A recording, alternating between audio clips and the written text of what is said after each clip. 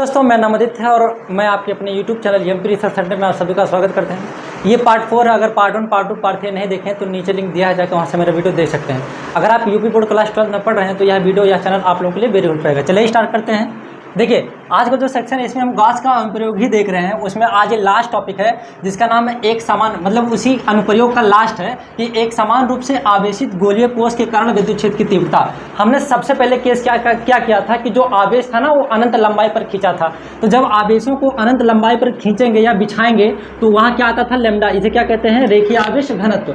लेकिन अगर कोई क्षेत्रफल हो, जहाँ चद्दर हो या ये कह रहा है गोलीय हो, तो वहाँ क्या आएगा, जिसका हम क्षेत्रफल निकाल सकते हैं वहाँ ए आता है। और जाहिर सी बात है, अगर हम ए पे आवेशों को वितरण करेंगे तो वहाँ क्या आता है, सिग्मा। इसे क्या बोलेंगे, पृष्ठ आवेश घनत्व। पृष्ठ क्या होता है, जिसका क्षेत्रफल निकलता है वो क्या होता है, पृष्ठ। इस गाज के परिमेय में सबसे इंपॉर्टेंट और अहम रोल होता है इस पृष्ठ का। और सारा खेल वही अदिश क्षेत्रफल भैया एरिया वेक्टर का है। तो चलिए, कह रहा है एक समान रूप से आवेशित गोलीय कोष है। चलिए बताओ, एक गोलीय कोष है, ये क्या है, एक गोलीय कोष है। और कह रहा है कि इस पे एक समान रूप से आवेशित वितरित है। तो चलो मैंने इस पे आवेशों को वितरित कर दिया, चलो कोई दिक्कत नहीं है, कर दो भैया। आवेशों को मैंने एक समान रूप से बिछा दिया, यहाँ तक किसी को कोई दिक्कत नहीं है। कह रहा है कि कारण विद्युत क्षेत्र की तीव्रता निकालो। तो हम क्या लिखेंगे प्रूफ में, सबसे पहला प्रूफ में क्या लिखेंगे कि माना आर त्रिज्या का, मतलब बताओ ये गोला है तो यहाँ से इसकी कोई डिस्टेंस होगी, माना कैपिटल आर, कोई दिक्कत नहीं है। फिर ये देखो, ये क्या है, ये विलगित है, आइसोलेटेड है। ये सर जी विलगित क्या होता है, विलायित नहीं, विलगित मतलब ये होता है जो अपने अंदर को एकदम आइसोलेट कर ले, मतलब कि आपके अंदर कोई ना जा पाए ना आ पाए, उसे क्या कहते हैं, आइसोलेट, मतलब विलगित कहते हैं। जैसे मान लीजिए कमरा है, कमरा में एकदम दरवाजा खिड़की को बंद कीजिए, आप उसे में सोइए, चिल्लाइए और याद करिए, तो वो क्या होता है, आइसोलेट सिस्टम होता है। मतलब ना अंदर जा सके ना बाहर से कोई आ सके, है ना, उसे क्या बोलेंगे, विलगित बोलेंगे। तो माना एक आर त्रिज्या का एक गोलीय कोष है और जिसके पृष्ठ के बाहर, क्या, पृष्ठ के बाहर विद्युत क्षेत्र की तीव्रता ज्ञात करनी, पृष्ठ के बाहर और पृष्ठ के भीतर। तो बिंदु P पर, चलो ठीक है, मान लिया ना, यहाँ लिख देना आप ढिचमिचिया। तो जब आप P बिंदु पर मानेंगे, क्या आप P बिंदु पर जब मानेंगे भैया, तो ये P है। तो सबसे पहले आप क्या करते हैं, कोई भी पृष्ठ हो तो सबसे पहले उसका एक गासियन पृष्ठ बनाते हैं। सर जी गासियन पृष्ठ क्या होता है, हम एक कल्पना करते हैं कि आवेशों को ढक लेना, वही क्या होता है, गासियन पृष्ठ होता है। तो चलो इसको हम ढकते हैं। तो चलो भैया इसको हम ढक लिए, एज्यूम कर लिए कि ये क्या हो गया, गासियन पृष्ठ हो गया। यहाँ तक किसी को कोई दिक्कत नहीं है सर जी। अब बताओ, यहाँ पे जब हम P बिंदु पर बता दिए, यहीं पर हमें निकालना है कि विद्युत क्षेत्र की तीव्रता बाहर कितना होगा। तो बाहर मैंने ले लिया कि यहाँ से जो इसका जो दूरी है वो स्मॉल r है।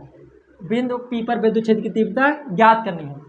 अब जरा ये बात है कि ये जो रखा गया इस पूरे गोलीय कोष को, ये विद्युत क्षेत्र में रखा गया है। विद्युत क्षेत्र तो जानते हैं, जहाँ आवेश होगा वहाँ विद्युत क्षेत्र होगा। तो जब यहाँ आवेश है, आवेश को हम ढक लिए, तो जाहिर सी बात है यहाँ विद्युत क्षेत्र है। तो अगर विद्युत क्षेत्र में हम इसको रखें हैं भैया, तो एक बात बताओ, यहाँ हम एक पृष्ठ कल्पना करते हैं कि नहीं करते हैं, बिल्कुल करते हैं सर जी, जिसका नाम होता है क्या, DA। क्या होता है, DA। जरा एक बात बताओ, ये क्या है, पृष्ठ है, बहुत छोटा है, इसलिए हम DA लिख रहे हैं। सर जी एरिया वेक्टर आप कैसे निकाल दें, तो इसे रख दो उठा, क्योंकि मैंने बताया है, तो इसका DA इधर हो जाएगा। अच्छा, मेन इंपॉर्टेंट जो होता है इस पूरे चैप्टर में, गॉस भैया ने क्या किया, फाई बराबर क्या होता है, विद्युत फ्लक्स बराबर EDA cos थीटा होता है। यहाँ पे किसी को कोई दिक्कत है नहीं है। इसमें हमारा मेन मुद्दा होता है ये DA निकालने का, कि जो ये cos थीटा है ना, E और DA के बीच का एंगल हमको पता करना होता है कि 90 डिग्री है कि कितना डिग्री है। सारा खेल E और DA के बीच का एंगल होता है। तो जरा एक बात बताओ, ये पूरा जो रखा गया है विद्युत क्षेत्र में रखा गया, इसे पूरा एकदम, ये सब विद्युत क्षेत्र है, सब विद्युत क्षेत्र है। तो एक बात बताओ भैया, ये DA तो इधर है और E भी इधर है, E भी इधर है, ऐसे ऐसे पूरा चारों तरफ से E है। जब E भी इधर है, DA भी इधर है, तो मैंने आपको बताया था ये भी इधर है और ये भी इधर है, E भी इधर है, DA भी इधर है। तो मैंने इसे चपक के जा रहे हैं, दोनों चपक के जाएंगे तो एंगल कितना बनेगा, थीटा इक्वल टू 0 डिग्री। तो आप एक बात बताओ भैया, थीटा 0 डिग्री का मान कितना होता है, 1 होता है। इसीलिए इस पृष्ठ पर, बिंदु P पर, इस पृष्ठ पर जो विद्युत फ्लक्स होगा वो फाई E बराबर क्या हो जाएगा, EDA। यहाँ तक किसी को कोई दिक्कत नहीं।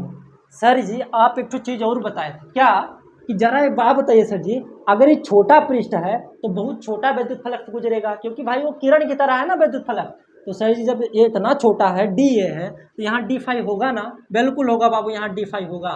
यहाँ तक किसी को कोई दिक्कत नहीं। अब मैंने क्या किया, इस पूरे पृष्ठ के लिए, क्या इस पूरे पृष्ठ के लिए, इस पूरे गॉसियन पृष्ठ के लिए क्या इसे निकालेंगे, तो सर जी इंटीग्रेट कर दीजिए, ये हम तो जानते हैं पूरे पृष्ठ के लिए।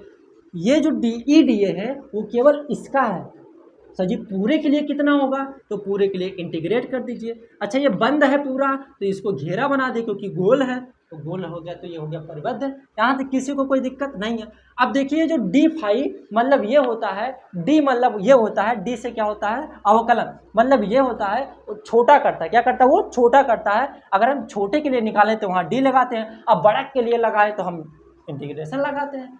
तो ये जो छोटा था हमको इंटीग्रेट करना, तो बड़ा के फाई हो जाता है। यहाँ तक किसी को कोई दिक्कत नहीं है।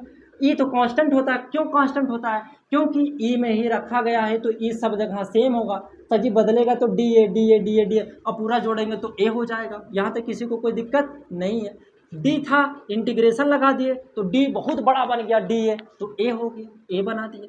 अच्छा ये ए किसका है, सर जी इस गोले का है। तो जरा एक बात बताओ, इस गोले का फार्मूला क्या होगा, पृष्ठ का क्षेत्रफल गोले का क्या होता है, ये होता है सर जी 4πr²। यहाँ तक किसी को कोई दिक्कत नहीं है। नीचे दिखेगा नहीं इसलिए हम ऊपर मिटा दे रहे हैं।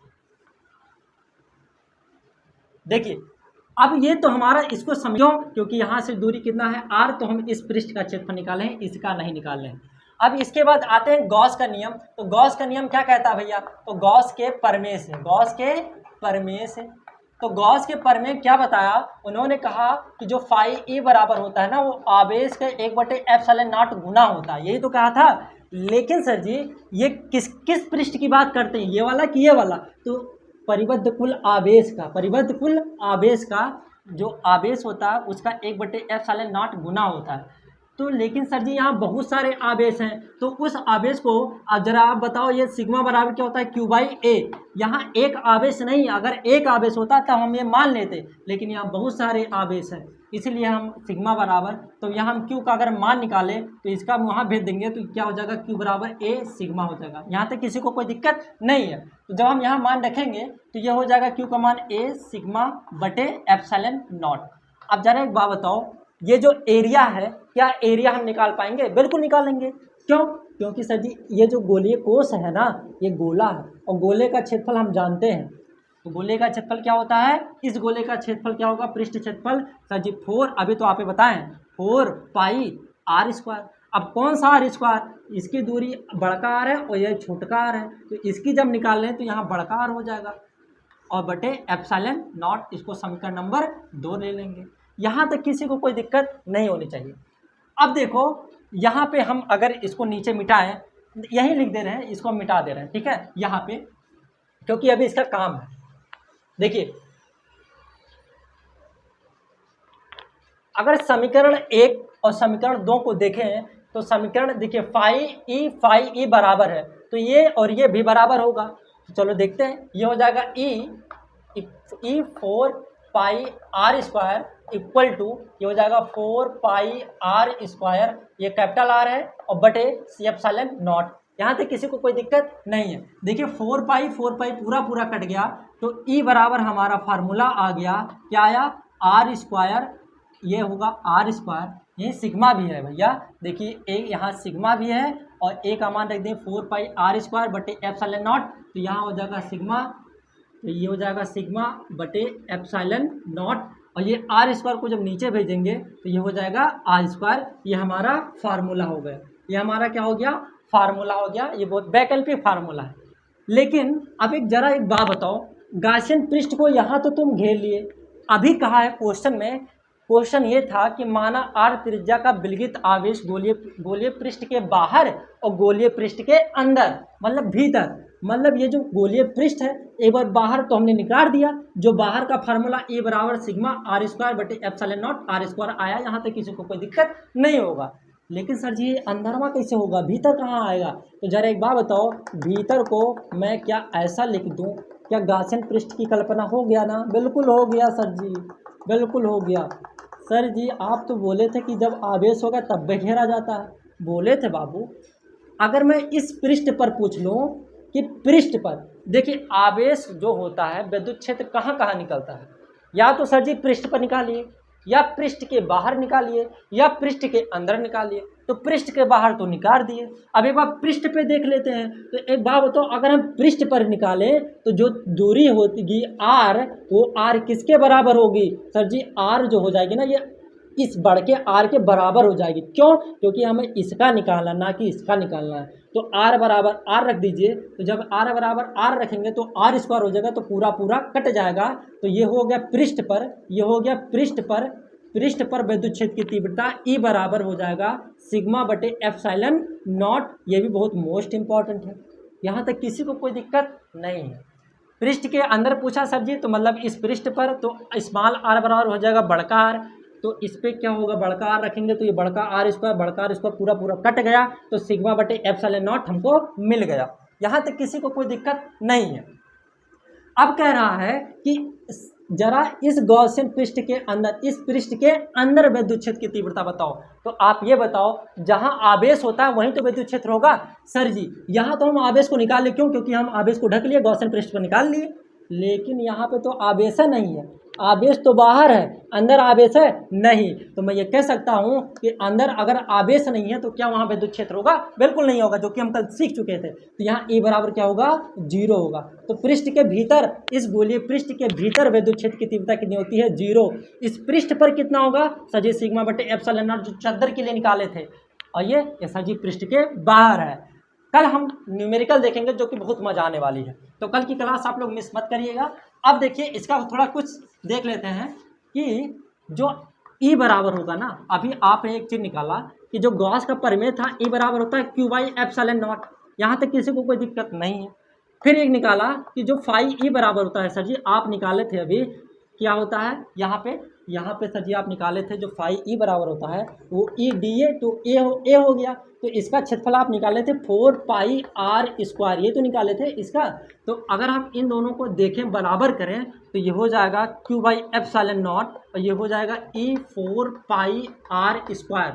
ठीक है, अब देखो E का मान हमें निकालना है, तो E का मान कैसे निकलेगा? ये इसको हम नीचे ले आएंगे, तो 1/4 पाई एप्सिलॉन नॉट, 4 पाई को नीचे और यहाँ पे दीजिए, तो 4 पाई एप्सिलॉन नॉट Q बटे Q तो ऊपर है, नीचे आ जाएगा, तो ये हो जाएगा r स्क्वायर। तो ये भी हमारा एक फार्मूला हो गया है ना, कोई दिक्कत नहीं है। लेकिन ये चैप्टर नंबर 1 में ही हम पढ़ चुके हैं कि जो विद्युत क्षेत्र बिंदु आवेश के कारण विद्युत क्षेत्र की तीव्रता 1/4 पाई एप्सिलॉन नॉट Q बटे r स्क्वायर होता है। सर जी इसका कहने का मतलब ये हुआ कि अगर हम कोई आपको एक ग्राफ की सहायता से समझाएं, इसका कहने का मतलब ये हुआ कि जो विद्युत क्षेत्र होता है ना, वो दूरी पर डिपेंड करता है। किसके लिए? बिंदु आवेश के कारण।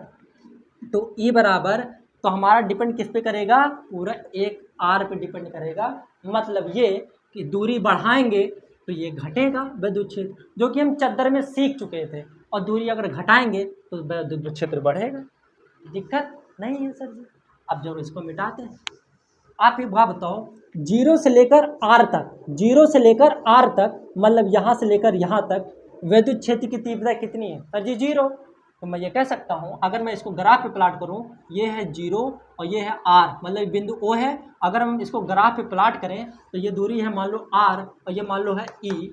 तो 0 से लेकर R तक विद्युत क्षेत्र की तीव्रता कितनी है? 0 है, ऐसे लिख दो। और यहाँ से R के बाद मतलब R के बाहर क्या हो रहा है? विद्युत क्षेत्र की तीव्रता बढ़ रही है। लेकिन देखिए दूरी जैसे बढ़ रही है, अगर ऊपर जाएंगे, दो ग्राफ समझने का तरीका, अगर हम इतनी बड़ी ले लें तो ये कह सकता हूँ कि जो विद्युत क्षेत्र बड़ा है, विद्युत क्षेत्र ज़्यादा मिल रहा है। अगर यहाँ ले लें तो मैं ये कहूँगा, यहाँ पे मान लो अगर ऐसे कुछ आपको समझाऊँ, तो इसका कहने का मतलब ये हुआ कि अगर दूरी इतना है तो विद्युत क्षेत्र इतना है। सही बात है। दूरी अगर छोटा होगा तो विद्युत क्षेत्र बड़ा मिलेगा। अब दूरी बढ़ाते गए तो देखिए ये घटता जा रहा है, इतना बड़ा था, इतना छोटा हो गया, इतना छोटा, इतना, मतलब दूरी अगर बढ़ाते जाएंगे तो विद्युत क्षेत्र तीव्रता बहुत कम मिलेगी। वही तो हम निकाल रहे हैं, बाहर विद्युत क्षेत्र की तीव्रता कम होगी, क्यों? दूरी पर डिपेंड कर रही है, ये दूरी पर डिपेंड कर रही है सर जी। और इसके अंदर क्या होगा? इसके अंदर सर जी कॉस्ट 0 है। यहाँ पे किसी को कोई दिक्कत नहीं है। आई होप कि ये पूरा लेक्चर आप लोगों को समझ में आया होगा। अगर मेरा वीडियो समझ में आए तो प्लीज़ लाइक कीजिए, सब्सक्राइब कीजिए और सपोर्ट तो कर दीजिए भैया, सपोर्ट करिए ताकि मुझे मोटिवेशन मिलता रहेगा। सब्सक्राइब करना ना भूलें। कल का क्लास आप लोग मत भूलिए, क्योंकि कल हम पूरा न्यूमेरिकल डिस्कस करने वाले हैं भैया। हर एक क्वेश्चन की पोस्टमार्टम करने वाले हैं। तो मिलते हैं अगले क्लास में। जय हिंद, जय भारत।